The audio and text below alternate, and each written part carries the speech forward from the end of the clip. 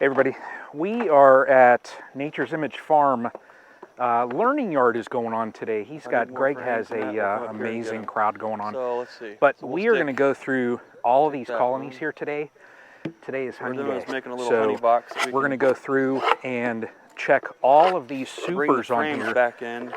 We're going to correct. Looks like Greg already did. Fixed the flow super on there. Go through all of these. Look at the Lighthouse Hive. This thing right here, that's amazing. Let's see real quick before Greg gets here.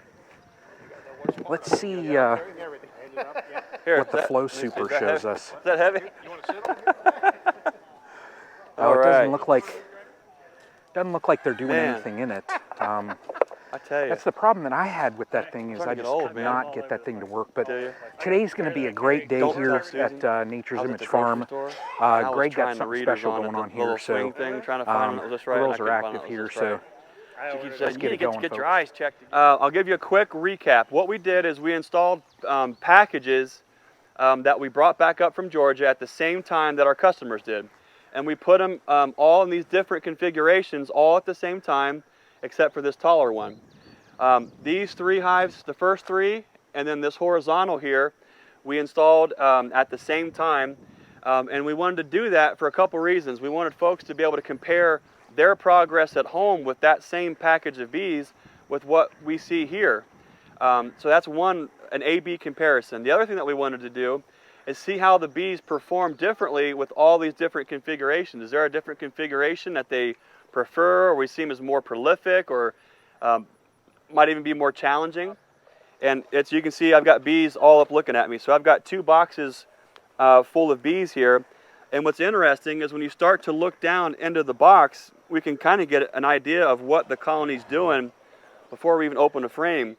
So we'll take our smoke and just give them a little puff here, just to kind of get them to kind of come down a little bit. I should mention, the first thing you want to do when you pull off your lid is just quickly look on that lid. Make sure you don't have a queen. You never know. She could be right on top of there. And I've got all this extra room now that I can pull this one frame out without rolling any bees. And that is getting really heavy. So if you guys take a look here, nothing but nectar. See all that fresh nectar? Okay, now you hold that. Here's another way you can cheat, is just take your phone. Yeah, about a week. If we don't have any rain in maybe a week, we'll have most of that capped off. And I mean, who wants to pick that up? Okay, we'll take a picture. As you get going, sometimes seeing things like queen cells can cause you a little anxiety, because until you learn what it is and why and how, you think your colony is going to swarm. And so every time you see one, you're freaking out, thinking, oh my God, my bees are going to swarm tomorrow.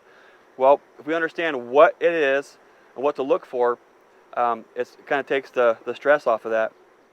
So what I did is I took that little tiny virgin queen that didn't seem like she was laying. You see her, Brian? Yeah. You can see her there. And then what do you see inside of those cells? Oh yeah. Eggs, right? Okay, that's been 3 weeks ago. I took a virgin queen out of that box and marked her. She hadn't laid. She was way past the window when she should have. She didn't. But I took her out, marked her, and I put her in this colony, although they were queenless. And what has happened? This goes beyond everything that you read about or you'll hear about, where a queen has a 10-day window to get mated. This queen just proved that otherwise. Peer pressure. You can, in a sense, come around the back and you can see, and if everybody wants to come around back just to look at it, you can actually see in there if there's nectar in the cells. You know, and there's, like this year, you have a decent flow. I mean, they are a great concept. You know, you can come up, you can look at it, you have a nice observation window, you can see when they're packed out, you can see the nectar in the cells when it's in there. I mean, they are a slick, it's a slick super, you know. Now, we have not had feed on these colonies since April. So everything here is just honey. And that is so light, that's probably what's left, what was the last of the locust. I got my bee brush. I'm just going to brush as many of these off as I can. All right, now I already have a box right here set aside. I'm going to quickly put that sealed frame in? You have one, so you have a full frame of bees. Once they hatch out, they'll cover you with 2 frames. So they multiply at an exponential rate. Here, DJ. Look at that. Yeah. Here. Dan is the honey man. So Dan, walk us through here. Now Dan, you've grown to doing backyard stuff to more. Yeah. But so walk us through it like it was in the first days on what you do to get the honey from the frame to the extractor. So we actually started with a 2-frame hand crank extractor. I realized when I wanted a new one, You got something right there. Do I? Do I? It's like I know you. I wanted new extractors, had my wife crank for a couple of them, and she's like, yeah, let's get something motorized.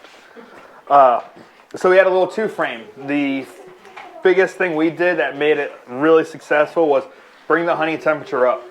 Right now, we've always tried to extract at about 90 to 95 degrees. Gets that honey nice and liquid. But for us, the big things were always that we've learned throughout the years. Get warm honey. And then when you go to cut it, be very mindful of cutting it. You don't want to tear up those cells. It takes 6 to 8 pounds of honey to make a pound of wax. So it's very labor intensive for your bees. And if you're trying to actually have a good honey crop, you want to have less work for them and more work on them actually storing nectar and turning that into honey. Yep. Yep. Okay. We'll put that in there. All right. Who wants to put that one in? All right. Got it? Sure you go home with dirty shoes. Got it? You're doing So when good. we go to extract, these are the frames that we actually look for. Okay. All right. You're doing This good. is what we want. All right, drop You it can all see in how it there. kind of sticks I out. can't tell you what kind of panic attack. That's gold. Nice job. That one ready? Yep. Okay.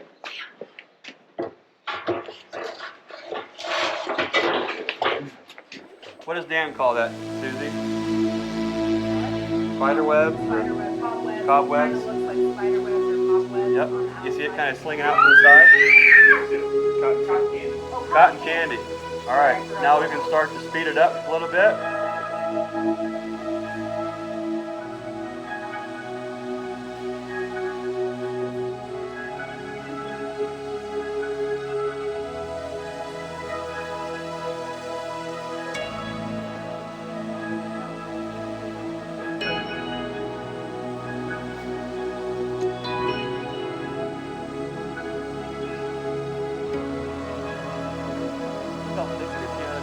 Give it away.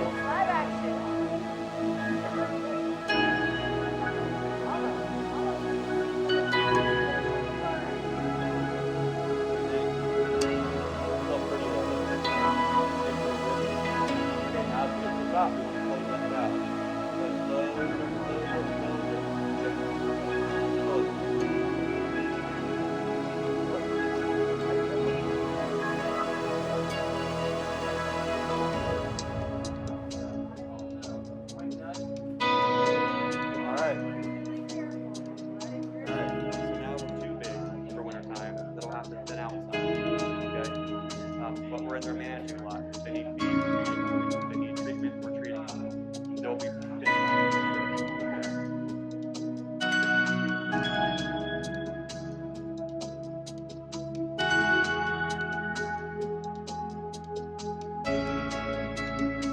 Now what you have is not only the honey is uniform, but the weight of the frame is uniform. Right. Just like We that. put There you all go. these varieties